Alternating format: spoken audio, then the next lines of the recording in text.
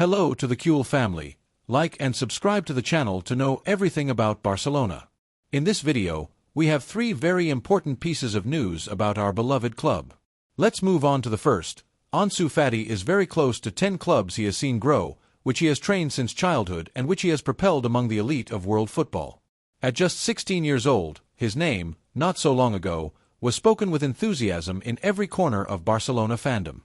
He was talked about as the natural heir to Messi, as the brightest jewel of La Masia, and lately, as the face of the Cule future. However, reality has been harsher than any supporter would have wanted to accept. Today, his departure is not just probable, it is desired by many within the club, necessary for the player himself. The latest information published by To-Do Fishages indicates that Seville has emerged as the main contender to secure the services of the forward. The Andalusian club has quickly made its move, aware that this is a unique opportunity to strengthen its squad with a young footballer who has experience in big scenarios, especially with immense motivation to reaffirm himself at Nervión. They believe they can be the springboard. Ansu needs to feel like a footballer again. From Barcelona, the message is clear. Ansu Fati, the new German coach, has evaluated the player, observed him, reviewed his last stage, and concluded that he does not fit into his immediate plans. The club, for its part, has decided to support the coach in his planning, and this implies making tough decisions. Ansu's departure is one of them, but it should not be understood as a punishment or a betrayal, but as an act of sporting and emotional coherence. Because in elite football, talent is not enough. Regularity, physicality, attitude, tactical intelligence, and above all, availability are also needed. Ansu has gone through a calvary of injuries since that fateful meniscus rupture that marked a before and after in his career. Since then, neither his body nor his football have been the same. The club has been patient, generous, and even bold in giving him the number 10 after Messi's departure, but promises do not hold up over time if they are not translated into performances on the field. Seville, for its part, offers everything Ansu needs at this stage of his career: a competitive but less media-demanding environment than Camp Nou, a team in reconstruction that needs an offensive leader, and supporters who know how to support their own when they see commitment. Furthermore, Seville's sporting management has experience in handling this type of transfer for players who, for various reasons, have stagnated in other clubs and find in Nervión the perfect place to rediscover themselves. Whether through a loan with an option to buy or a permanent transfer, the move seems imminent, and from a Cule perspective, there is no reason to oppose it. On the contrary, it is a step forward for everyone. The Catalan club can free up salary mass, something fundamental in its current economic situation. It can also open up space for young talents who are pushing hard, like LAMINE YAMAL, Fermín López, or even Vitor Roque. And above all, it can stop living in the hope of a hope that increasingly resembles a mirage. Ansu needs to play, to have minutes, confidence, make mistakes, succeed, find rhythm, continuity. He needs to feel important, to look at the bench and know he will be the first to come on, not the last. He needs to be a protagonist, and today, he cannot find that at Barcelona. His loan to Brighton was a brave but not very fruitful attempt. Injuries, adaptation to English football, and constant rotation condemned him to ostracism. Today, his entourage believes that La Liga is the most suitable environment to regain sensations, and Seville represents this golden opportunity. Other clubs have shown interest, such as Real Sociedad or Girona, but more passively. Real Sociedad, always meticulous in its planning, is focused on other priorities. Girona, for its part, watches from afar but does not seem willing to enter into a direct bidding war. Seville, on the other hand, has already gotten to work, needs him, and has made it known to him, and this is a very powerful signal for any footballer seeking to believe in himself. It is time to take stock of what Ansu Fati has been for Barcelona. He has been a symbol of hope in difficult times. He has been the child who made us forget for a moment Messi's departure. He has been the young player from the academy who awakened passions, filled the stands, broken precocity records, and made us believe in miracles. But he has also been, without wanting to, a mirror of what happens when expectations exceed reality. The pressure, the injuries, the comparisons, the weight of the number 10, all of this has overwhelmed him too soon. That is why letting him go should not hurt. On the contrary, it should relieve, for him, for the club, for the supporters. This separation, perhaps temporary or definitive, time will tell. But what is clear is that it is currently the best thing that can happen, because Ansu Fati still has a lot of football to offer, but he needs to do it in a place where he does not carry an invisible backpack, a place where mistakes are not a condemnation and where the memory of what was does not weigh more than is present. And here, dear Kuhl, is where reflection becomes necessary. What do you think? Is this the right decision, or do you think the club should give him one last chance? The opinion of the supporters is always diverse, and it is normal that some feel sadness or nostalgia in the face of this possible departure. But we must look to the future with realism. Barcelona is in a process of renewal with Hansi Flick at the helm. An era of tactical demand, physical intensity, and maximum competitiveness is opening, and in this roadmap, there is no room for sentimentality. Ansu Fati will always be remembered with affection, whatever happens or wherever he plays. He will carry the blue and garnet colors in his heart, but his story here, at least for now, needs a pause that allows him to rewrite his own narrative with less pressure and more freedom, a pause that allows Barcelona to continue growing without emotional ties that harm its evolution as a team. And if, in the future, paths cross again, with a renewed Ansu Fati, mature, strong, ready to wear the shirt with which he once dreamed, for now, we wish him the best.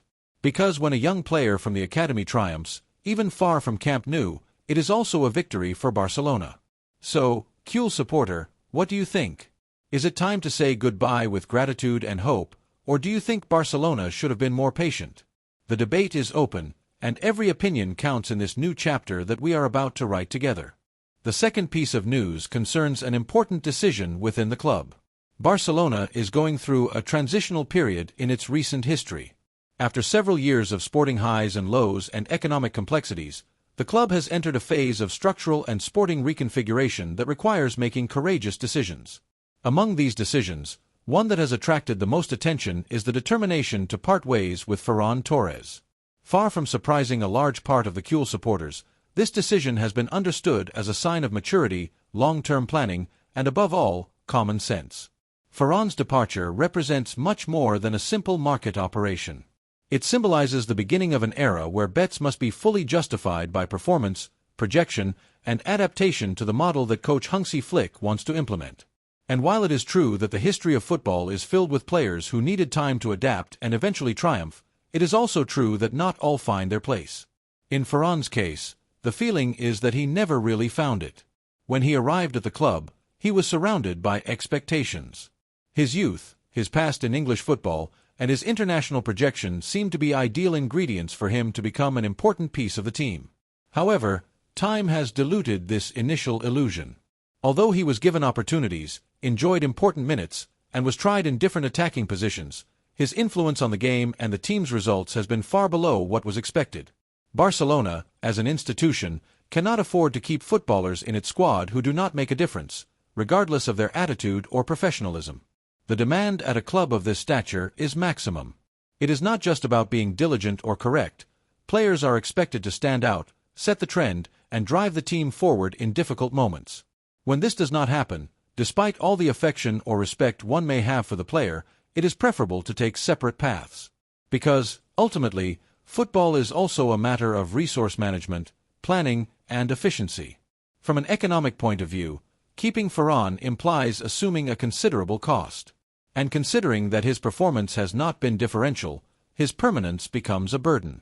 On the other hand, opening the exit door for him can be a strategic opportunity to free up salary mass, obtain revenue through a sale, or use his name in an operation that benefits the team in other more necessary positions. All of this makes even more sense when considering the sustainability policy that the club has set as a priority in recent years. It is not about despising the player or judging him harshly. On the contrary, Ferran has shown himself to be a serious professional, with a positive attitude and without generating internal conflicts. However, professionalism alone is not enough in an environment like Barcelona's. Here, the demand goes much further. Each player who wears the blue and garnet jersey is expected to do so with a level of excellence in line with the club's history.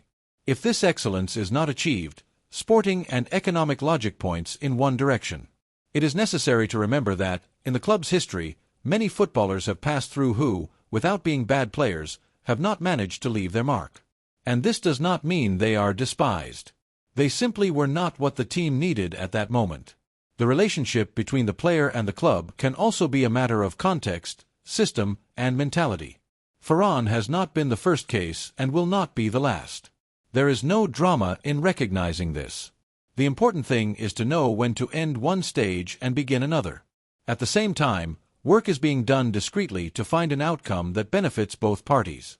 Because, although Ferran's cycle at Barcelona seems to have ended, this does not mean he cannot have success in another team, in another environment, with other responsibilities and demands.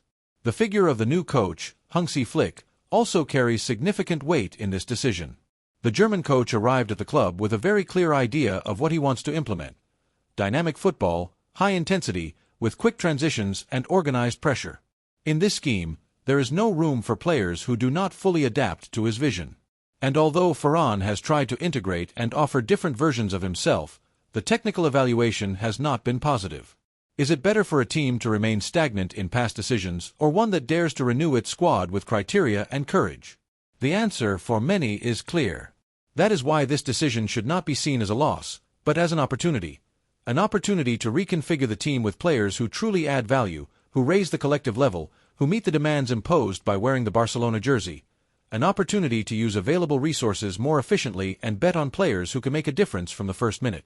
The Cule supporters have shown throughout history to be intelligent, critical, and passionate, and will surely understand that, in this phase of reconstruction, not all players can have their place.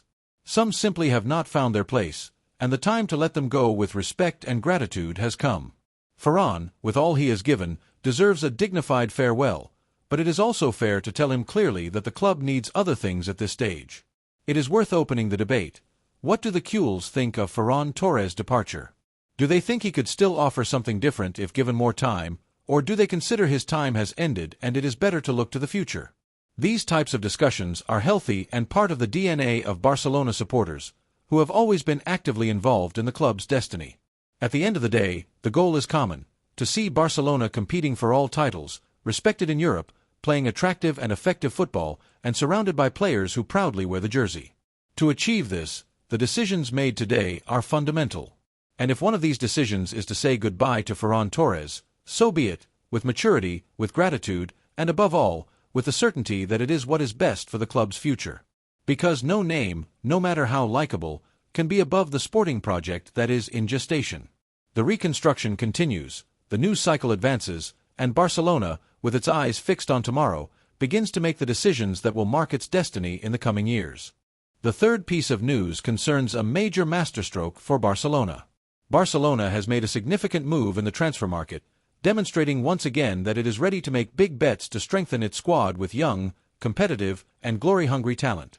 According to prestigious media outlets in England such as The Guardian, Sky Sports, Daily Mail, and The Times, Chelsea has accepted the Blaugrana club's offer to secure the services of 23-year-old Ecuadorian midfielder Moises Caicedo. This is a strategic move meticulously designed by the sports management and fully supported by Hansi Flick, the current coach of Barcelona, who has been a key figure in advancing the negotiations. Caicedo, who arrived at Chelsea as one of the most expensive transfers in the London club's history, has not fully established himself at Stamford Bridge, despite showing glimpses of his great quality. However, it is believed that he has the ideal context to exploit all his abilities at Barcelona and become one of the great figures in European midfield. The agreement includes a 6-season contract, demonstrating the full confidence placed in the player and the forward-looking vision prevailing in the new sporting project led by Flick. The German coach, who since his arrival has insisted on the need to strengthen the midfield with intense, dynamic players capable of keeping up with the pace of big matches, has placed Moises Caicedo's name at the top of his priority list. For Flick, the Ecuadorian embodies the profile that blends physical strength with tactical intelligence, aggression with order, and deployment with the ability to associate. In short, a player who not only fits the coach's footballing idea but can also immediately raise the team's level. The imminent departure of Frenkie de Jong, whose contractual and sporting situation has been a subject of reflection within the club, has forced the sports management to act with agility. The Dutchman has not achieved the expected consistency, and everything indicates that his time as a Blaugrana will come to an end at the end of the season. In this scenario, Caicedo's transfer appears not just as an alternative, but as a natural evolution of the position, bringing different characteristics that could completely revitalize the team's structure. Barcelona's interest in Caicedo is not new. Since his breakthrough at Brighton, the young Ecuadorian has drawn attention for his tactical maturity, sense of positioning, recovery ability, and tireless physical deployment. At just 20 years old, he was already dominating Premier League matches with an authority uncommon for his age. In England, it didn't take long for him to be compared to some of the best midfielders in the world, and his transfer to Chelsea seemed to confirm that he was destined for great things.